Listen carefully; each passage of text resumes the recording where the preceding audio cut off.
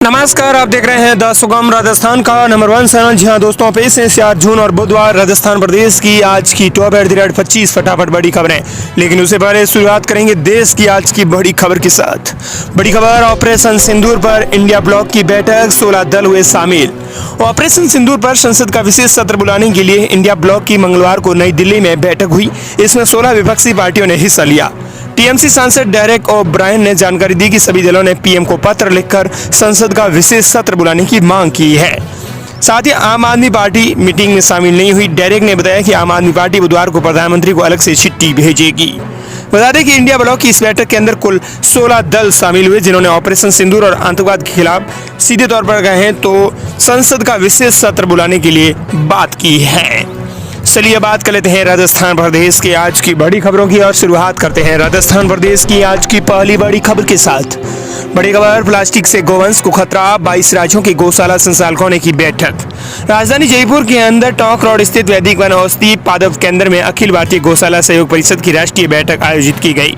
बैठक में देश के 22 राज्यों से गौशाला संचालक, पर्यावरण विशेषज्ञ, गौ अनुसंधानकर्ता और सामाजिक कार्यकर्ताओं ने हिस्सा लिया। हर साल 60% निराश्रित गायों की मौत हो जाती है। इस संबंध में ये बैठक की गई। 60% से अधिक निराश्रित गायों की मौत का कारण क्या है? प्लास्टिक। अध्ययन में पाया है कि प्लास्टिक खाने से गायों के पाचन तंत्र में रुकावट आ रही है। इससे उनमें संक्रमण और कैंसर जैसी बीमारियां हो रही हैं। 60% से अधिक निराश्रित गायों की मौत का कारण प्लास्टिक का सेवन करना है।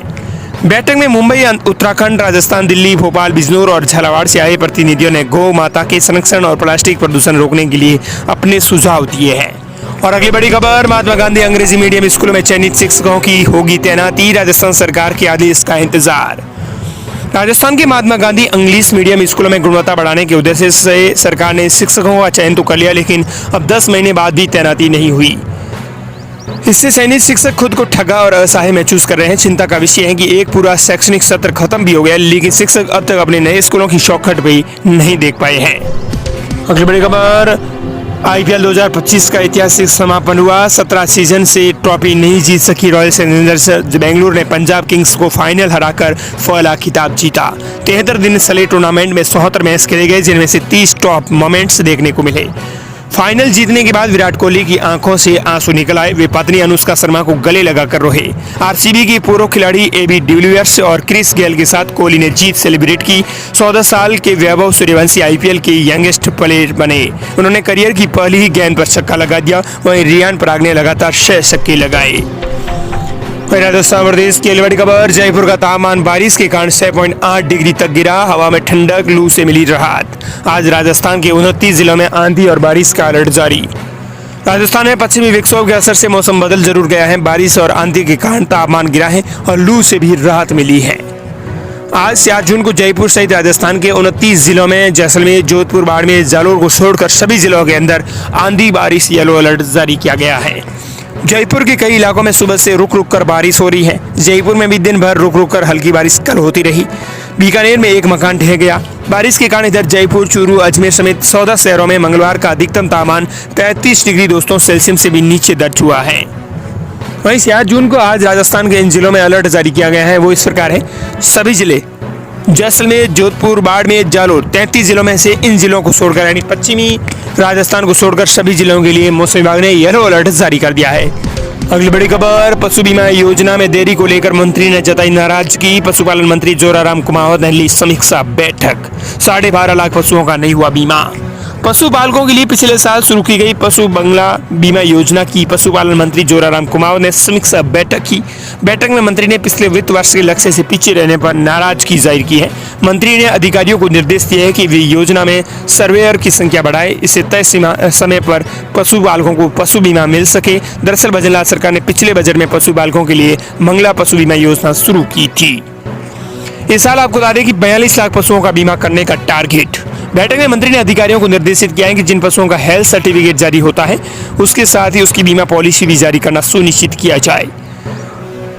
वहीं प्रदेश की अगली बड़ी खबर, बिजली उपभोक्ताओं की हो गई बल्ले।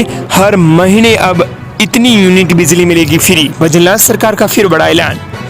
राजस्थान के लोगों के लिए अच्छी खबर सामने आ रही है। बता दें कि अब प्रदेश में लोगों को फ्री बिजली का लाभ मिलने वाला है। इस योजना का लाभ लेने के लिए कुछ शर्तें हैं जिसका आपको पालन भी करना होगा। पीएम सूर्य घर बिजली योजना का लाभ ऐसे बिजली उपभोक्ताओं को मिलेगा जिन्होंने मुख्यमंत्री निःशुल्क बिजली योजना का लाभ नहीं उठाया है। ऐसे लोग पीएम सूर्य घर बिजली मुफ्त योजना से जुड़कर आपको डाले लाभ उठा सकते हैं। पंजीकरण करके केंद्रीय वित्त सहायता का लाभ उठाकर अपने घरों की छतों पर सोलर पैनल लगवा सकते हैं। ऐसे उपभोक्ताओं को 2.71 रुपये प्रति यूनिट के अलावा प्रति यूनिट के हिसाब से माह 15 पैसे प्रति यूनिट की प्रोत्साहन राशि भी दी जाएंगी। ये बड़ी खबर है। अगली बड़ी खबर, अब बदल गया फिर मनरेगा का समय, आदेश हुआ जारी। राजस्थान में मनरेगा के कार्य मजदूरों के लिए बड़ी खबर आ रही है। मनरेगा के कार्य अब सुबह 5:30 बजे से दोपहर 12:30 बजे तक कराए जाएंगे। इस अवधि में विश्राम काल ब्रेक नहीं रखा जाएगा। राजस्थान में बढ़ती गर्मी और तापमान की तीव्रता को ध्यान में रखते हुए मनरेगा के तहत कार्यरत श्रमिकों के लिए कार्य समय में परिवर्तन किया गया है। यानी नरेगा के अंदर काम करने वाले मजदूरों के लिए बड़ी अपडेट है। अब आप सुबह 5:30 बजे से 12:30 बजे तक काम कर सकेंगे और इस समय के दौरान कोई ब्रेक यानी विश्राम काल नहीं होगा। अगली बड़ी खबर, किराए पर रहने वाले अल्पसंख्यक छात्रों को अब मिलेंगे 2,000 रुपये प्रति माह। ये योजना विशेष रूप से अल्पसंख्यक समुदायों के छात्रों के लिए है। राज्य सरकार द्वारा संचालित सामाजिक न्याय एवं अधिकारिता विभाग ने वर्ष 2025-26 के लिए अंबेडकर डीबीटी वाउचर योजना के तहत पात्र छात्रों से जून-जुलाई महीने में ऑनलाइन आवेदन आमंत्रित करने की घोषणा की है। इस योजना का उद्देश्य किराए पर रहकर पढ़ाई करने वाले छात्रों को आर्थिक सहायता प्रदान करना है। छात्र अल्पसंख्यक समुदाय से संबंधित हो, वह किसी राज्य के महाविद्यालय में कला, विज्ञान, वाणिज्य संख्या में अध्ययनरत होना चाहिए। वह छात्र पेइंग गेस्ट के रूप में किराए पर रहकर पढ़ाई कर रहा होना चाहिए। परिवार की वार्षिक आय सीमा विभाग द्वारा निर्धारित मापदंडों के भीतर हो। छात्र के पास जनाधार और SSO ID होना भी जरूरी है। अगली बड़ी खबर, जयपुर दिल्ली के बीच 8 दिन नहीं चलेगी डबल डेकर ट्रेन, 40 ट्रेनें होंगी रद्द। रेलवे प्रशासन से मिली जानकारी के मुताबिक 20 जुलाई से 29 जुलाई के बीच एक परिवर्तन प्रभावी रहेगा। यात्रीगण कृपया ध्यान दें। दरअसल राजधानी जयपुर से दिल्ली के बीच 8 दिन ट्रेनें डबल डेकर नहीं चलेंगी। इसी दौरान कुल 40 ट्रेनें हैं वो प्रभावित होंगी। वहीं राजस्थान प्रदेश की बड़ी खबर, मुख्यमंत्री ने दी अन्नदाता को राहत, 4.5 लाख किसान पशुपालकों को मिलेगा सीधा लाभ।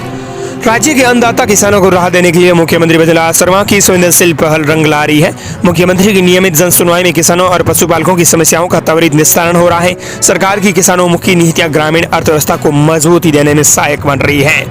बता दें कि मुख्यमंत्री दुग्ध उत्पादक संबल योजना के तहत कुछ माह से अटकी हुई अनुदान राशि के मामले में मुख्यमंत्री की संवेदनशीलता फिर सामने आई है। जिला दुग्ध उत्पादक सहकारी संघ के सदस्यों ने जन सुनवाई में यह मुद्दा उठाया, जिस पर मुख्यमंत्री ने तुरंत अधिकारियों को निर्देश दिए हैं कि सभी बकाया अनुदान राशि का शीघ्र भुगतान किया जाए। इसके फलस्वरूप लगभग 4.5 लाख किसान पशुपालकों के खातों में सीधे अनुदान राशि का हस्तांतरण कर दिया गया है।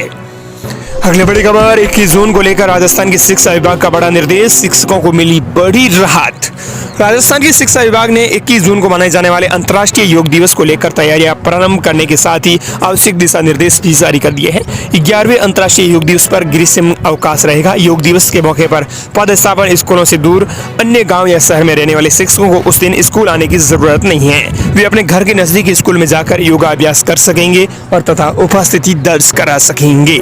योग दिवस पर हर स्कूल में योग कार्यक्रम होना जरूरी है। राजस्थान के शिक्षा विभाग ने इस संबंध में भी आदेश जारी कर दिया है।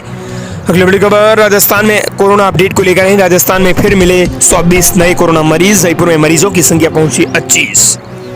राजस्थान में कोरोना संक्रमण के मामलों में धीरे धीरे बढ़ोतरी हो रही है। बीते दिन सोमवार को 15 मामले दर्ज किए गए थे। वहीं दूसरे दिन मंगलवार 3 जून को प्रदेश में कोरोना के 24 नए मामले दर्ज हुए हैं। इन 24 मामलों में से 13 कोरोना के मामले जयपुर में मिले हैं, यानी जयपुर में सबसे अधिक मामले दर्ज हुए हैं। वहीं एक दिन पहले 15 मामलों में जयपुर में 11 मामले दर्ज किए गए थे। अब तक जयपुर में कुल 25 कोरोना के मामले आ चुके हैं, जबकि पूरे प्रदेश की बात करें तो इस साल अब तक कोरोना के 137 मरीज सामने आ चुके हैं, जबकि इनमें एक कोरोना मरीज की मौत भी हुई है। अगली बड़ी खबर, करणी सेना हनुमान बेनीवाल से आमना सामना करने के लिए तैयार। राज शेखावत ने फिर कर दिया बड़ा ऐलान।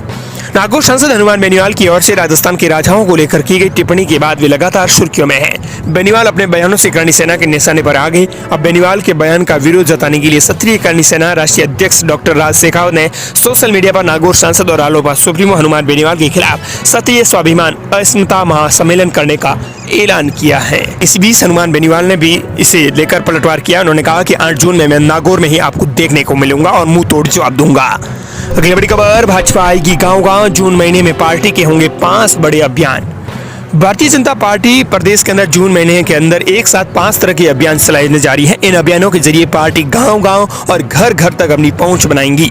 हालांकि गत विधानसभा चुनाव से लेकर अब तक यानी करीब 1.5 साल में भाजपा ने लाखों नए लोगों को पार्टी से जोड़ा है। हजारों की संख्या में कांग्रेस सहित अन्य दल के नेता और कार्यकर्ता भी भाजपा में शामिल हुए। भाजपा बतौर संगठन नियमित रूप से अलग अलग अभियान चलाती रहती है ताकि संगठन मजबूत रहे और नए लोग भी जुड़ सके।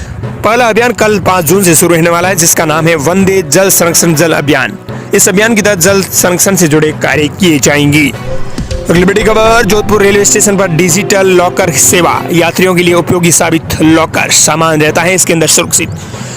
उत्तर पश्चिमी रेलवे के जोधपुर रेलवे स्टेशन पर शुरू की गई डिजिटल लॉकर सेवा यात्रियों के लिए बेहद सुविधाजनक और सुरक्षित साबित हो रही है। मुख्य प्लेटफॉर्म पर सीटीआई ऑफिस के पास हाल ही में स्थापित इन डिजिटल लॉकरों का उपयोग यात्री बड़ी आसानी से कर रहे हैं और उन्हें अपने सामान की सुरक्षा को लेकर अब चिंता नहीं रहती। ऐसे में अगर आप जोधपुर रेलवे स्टेशन से यात्रा कर रहे हैं तो डिजिटल लॉकर सेवा का लाभ जरूर उठाएं। यह न केवल आपके सामान की सुरक्षा सुनिश्चित करता है बल्कि आपकी यात्रा को भी और अधिक सुविधाजनक बनाएगा।